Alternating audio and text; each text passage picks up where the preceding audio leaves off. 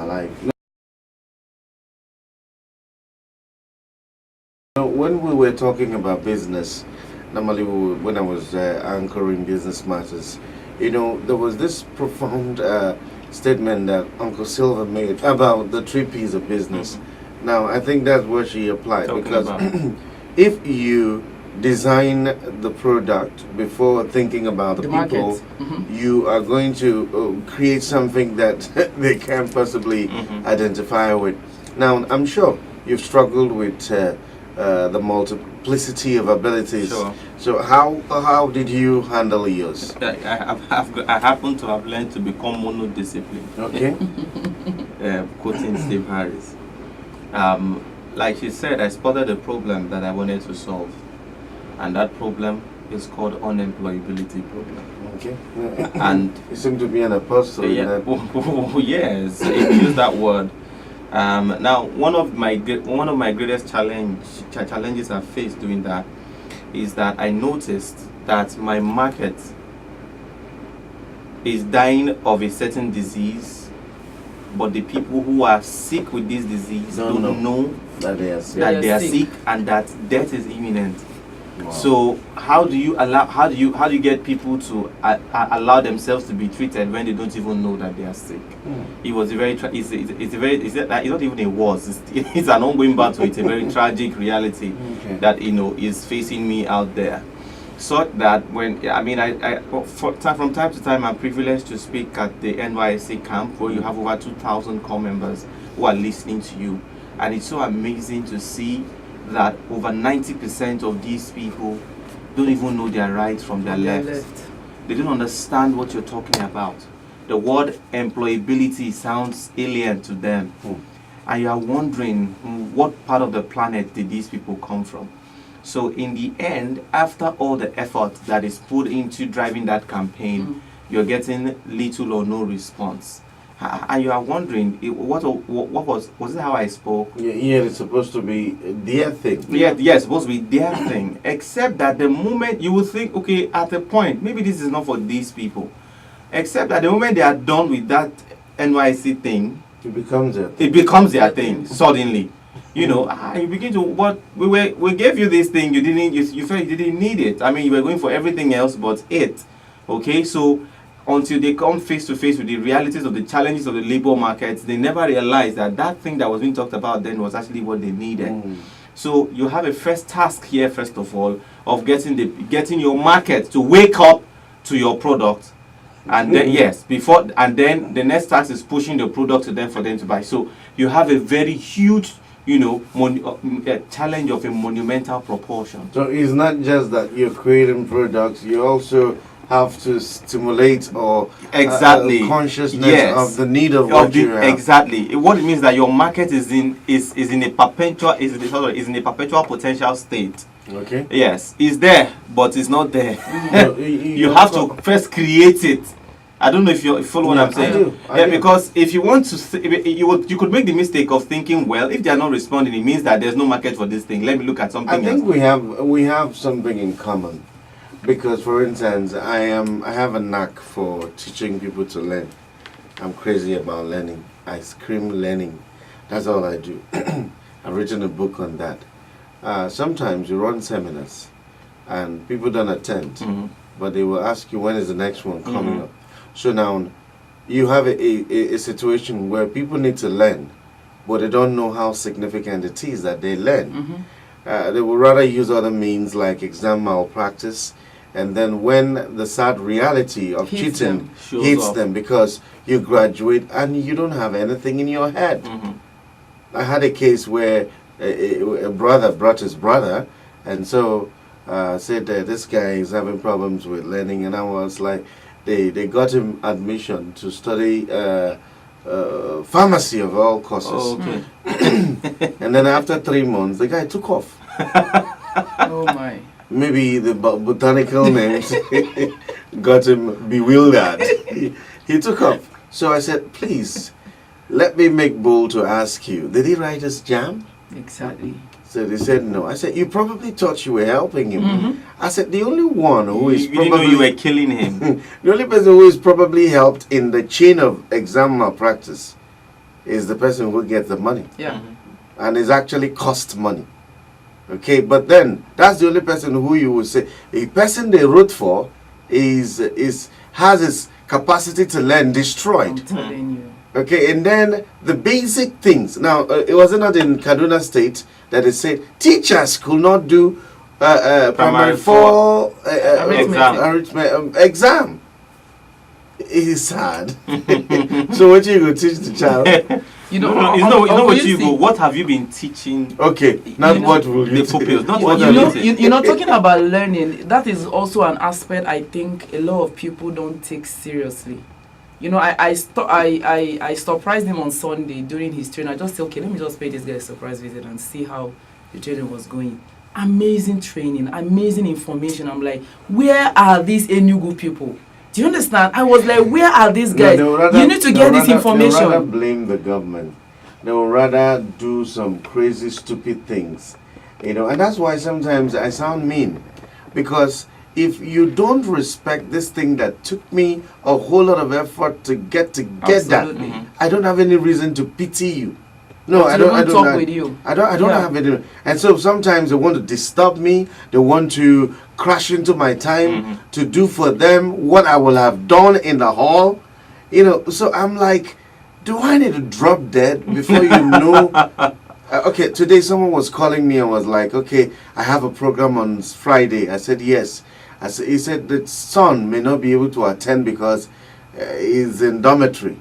That can I do another one? I said, for now, I think I am done with learning programs for this year. Yeah. When I'm done with Friday's on, where he said I should do something during the holiday. I said, okay, I'll think about it. And of course, sometimes it's discouraging. Yeah, it is. Very discouraging. And I say this, you see, learning is not an academic word. Learning is life. It's life, every day. It's an everyday thing. Maybe we should listen to a song and cool off a bit before. But then, of course, thank you for joining us. We just want to do a bit of an appraisal. You might have done well. You're learning. And we all want to get to. I want to come to December and I don't have a sense of regret. Regret, yes. Yes, and it's very possible. Very, very possible. You know, Uncle, you see, I went to bed about 3 a.m. Sunday morning. That's a Saturday night to Sunday morning. You were preparing, for that cooking for that training. You know, going through the videos over and again. Which one fits more? You know, which one will drive the point home? How do I squeeze the juice out of this content? You know, and then of course go through the slides. Does it rhyme with the video, the choice video that I'm picking to join? When God makes you big, you don't need to blink. You know, those who feel you don't deserve it, they will not be saying you're arrogant. You know, that kind of thing. You know, so when I had to take coffee so as not to sleep in church, you know, Sunday morning. And then after that, I couldn't go home. I can't go home. I mean, I have a training for 4 o'clock. I have to hang to execute over like a hawk, looking for a chick to carry, to pick, and all that. Got the place ready and all that. So now the idea is this, that she was quarreling with me. Why is the training 3,000 naira? I was. And I said, I am actually, I am putting the climate, the market climate in which I am into consideration. I think we're going to do something. We'll take the price high. Very soon I'm going to take my own up. I mean, if you've not been attending before, Uncle, you see, the truth of the matter is, knowledge is not cheap. It's not. As I'm talking to you now, I'm making an arrangement. If you think it's expensive, try it. I'm making an arrangement to go for another training. This is a physical training about hair. Now, I don't really need it, as it were. I am good. But then you can't stop learning. Do you understand? So I go out there, I pay so much money to acquire this knowledge, and you want me to give it to you for free.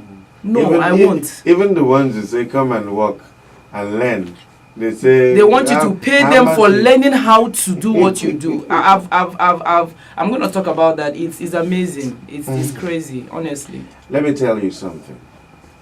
One day I was watching some people go to church very early, 6 a.m. They were on their way to church. And you know what dawned on me? I said, if you can't beat their commitment, you can't beat their results. If you can't, it's not about wishy-washy, making you want the whole world to empathize or sympathize with you, whichever one. It's about the right principles, and you are adjusting to it. I told you today, I said, is it not sad that some of us who were, children of civil servants, we saw our father get the gratuity and do little or nothing with it. We are almost ending up that way. And our own is even worse. Because, for instance, I'm in the private sector. Nobody's giving you gratuity. Nobody's giving you pension.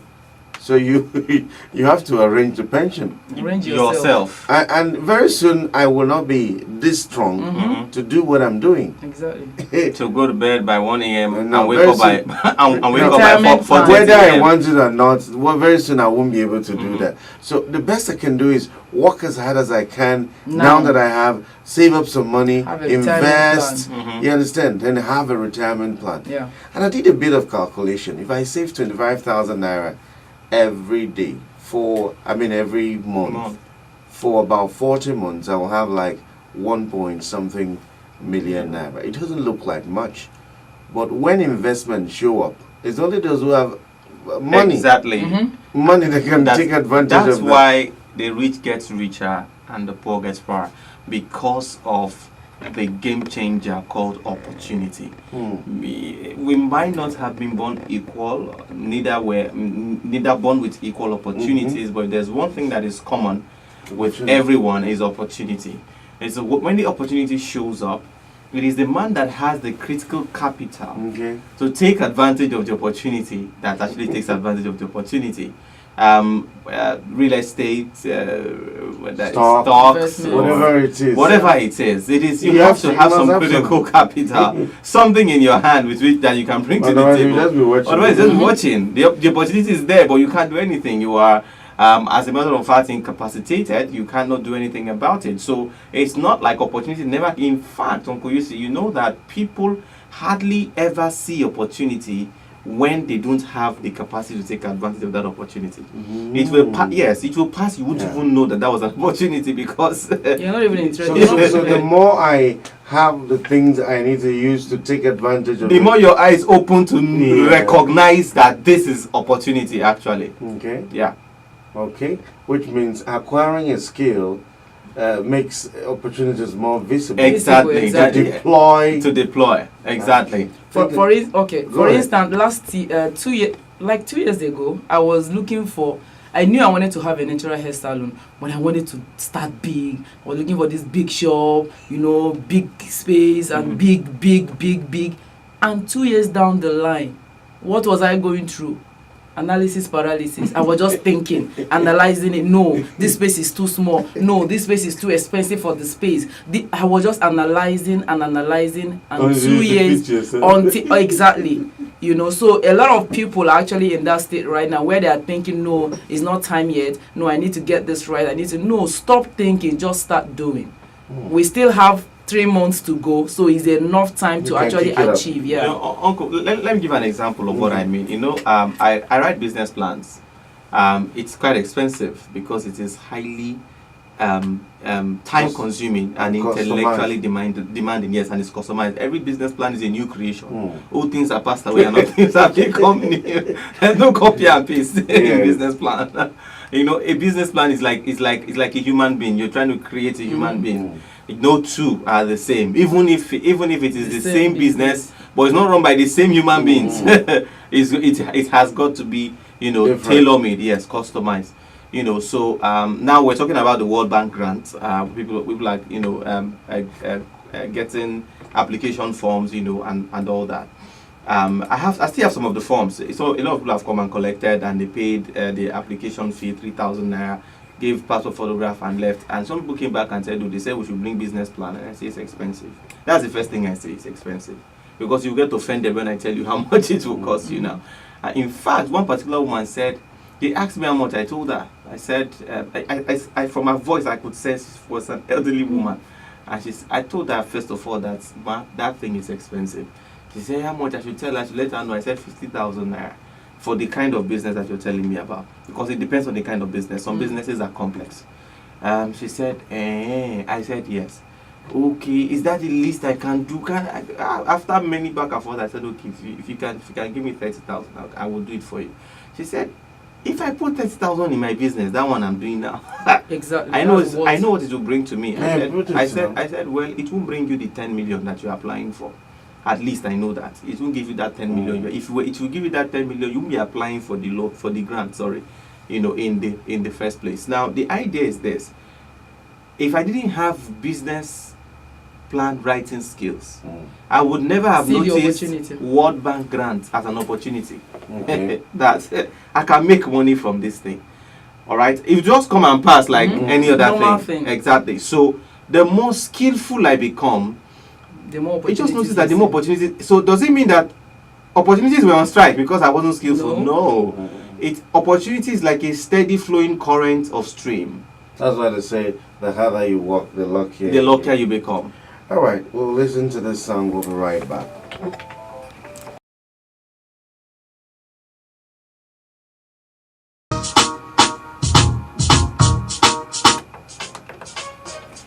I want to believe that you're enjoying every bit of a show. We've talked for a very long time, and the moment we open up the talk lines, we will want you to share with us what has the year been like. We've done 9 months, and then of course we're going to finish the year, and we're going to get into the new year. But then, if there's any aspect of the year that you're finding difficult, then it's time to share with some of your brothers and sister here, and we might be of help to you. We might be able to say, okay, this is what you need to do. 2 good heads, of course, always better than one. And quickly, we're going to be opening up the talk lines. And I've had a lot of people complain, I don't have this, I don't have this. And one of the biggest lessons I've learned in my life is to develop the consciousness of what I have than what I don't have. The more you think in terms of what you don't have, the weaker you become. The more incapacitated you feel.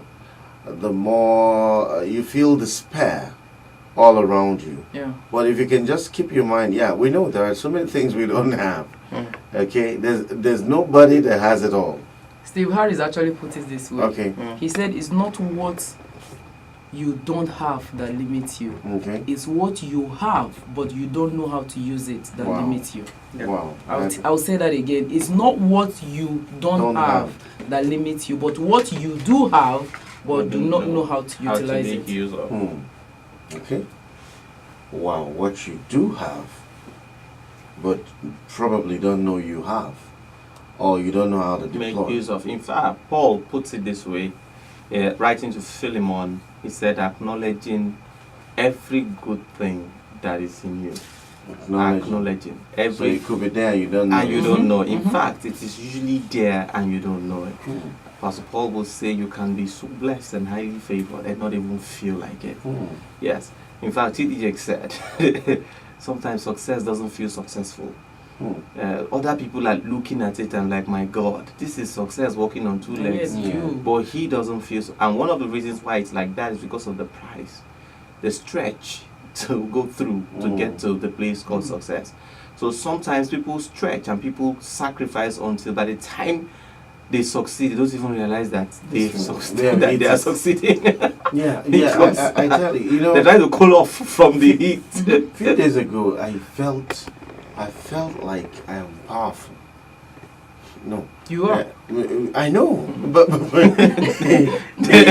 I don't know what happened to me. Is a Rema experience. Maybe my heart knowing. My heart was indicted in good manner. Because that day I just felt I have some power. I can actually decide some things. And, and the more conscious I am of the fact that I have power, the more it dawns on me, the more I'm careful about some of the things I do. And then I capitalize on what I have. Yeah. I don't think of what I don't have. I used to spend every waking day thinking of what I don't have. And you know, if you have something, and I compare what I don't have to what you have, I'm going to feel weak towards you and inferior. Yeah. But you see, I'm approaching you from your point of strength. That's your point of strength. That's my point of weakness. But I have a point of strength. Yeah. That I most likely don't have. Okay, then I'm not emphasizing on. So you see a lot of people walk and they're just weak. They just feel there's nothing we can do in this country. There's no hope. There's no hope. So, but I want to encourage someone. Think about what you have, no matter how small it is. And you see, the law of use, when applied to what you have, that you start using, it is simply increases. Absolutely. I'm a exactly. Witness to Yes. Because what you appreciates. I'm a witness to that. What you appreciates. If you notice, Uncle, you see in construction, when a building is built and is left uninhabited, the building begins to dilapidate with speed. It's amazing. But if people move into the building and begin to leave, the building is sustained. I don't know how that happens. That is to say, if we had two brand new buildings today, and tenants move into one or occupants move into one and begin to live in it, and the other, nobody steps in there, just finish building, lock up the doors and all that, and leave the both of them like that for 3 years. In 3 years' time, the building that is inhabited will have a lot more life in it than the building that is uninhabited. And that's exactly what's happening to a whole lot of people. And when it comes to matters of the mind, it becomes worse. That is, the speed with which the unutilized mind dilapidates is so fast, is so rapid in application. And then in the same vein, conversely, the speed with which the mind that is utilized develops is very, very fast. Is very fast. So it's important that we from time to time, which is part of what we are doing tonight, engage our minds in productive thinking. How far so far? What have I done? What am I supposed to do that I have not done? Where am I supposed to go that I have not gone? What am I doing I need to stop? What am I not doing I need to start? This morning I made a post on my Instagram page. I posted I make hair contact before I make eye contact. And my thoughts for the day was one of my favorite quotes from Ubon King. He said, whatever you eat and you continually eat will eventually eat you up. Now, what was I saying? Now, in fact, in my office, you dare not come to the office with a bad hair. It irritates me. So somehow my girls are beginning to think, okay, Fuzo will fix it now. She will. I said, no, it's not going to be free anymore. Don't come to the office looking because you have. Do you understand? But that is where I am right now. That's the first thing I noticed because that is what I have passion for. So now I am beginning to eat. Everything that I eat, I'm getting information, I'm getting trainings, I'm trying to do an online course on hair. I'm doing so many things. Why? That's what I eat every time. So unfortunately, that's the first thing I see. So before I make an eye contact, I've seen your hair and I'm like, you have a bad hair. Wow. I need to work on your hair. I need to do something to your hair because I'm eating and continually eating, and the thing is eating me up. In fact, I said I don't know how I got here, but this is where I am right now. But this is where I want to end up at the end of the day. A lot of people want to do something that they are not consumed with. You will lose it at the end of the day. Brian Tracy calls it magnificent obsession. You come to that point where it has eaten you up. First of all, you get it's like fire in your bones. You get a vision, and then suddenly the vision gets the whole of you. And then you can't let go. You are entwined. Even if you like now, you can't run away from unemployability. Hey, it has eaten where shall I run? Okay, so we can't but do what we have to do. I wish we could just decide I can't do this anymore, but there's no opting out. There's no opting out. You're in. Okay, let's interact with some of our people. If you're out there, pick up your phones and dial the number.